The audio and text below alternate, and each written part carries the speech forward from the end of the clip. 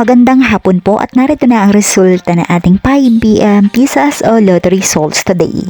Ngayong araw ng Lunes, March 16, 2026. At para po sa draw natin ngayon ay ang 3D Lotto at ang 2D Lotto. At para po sa Lotto more updates, pa-subscribe na lang din po ako sa aking channel at pahit na din ng notification bell.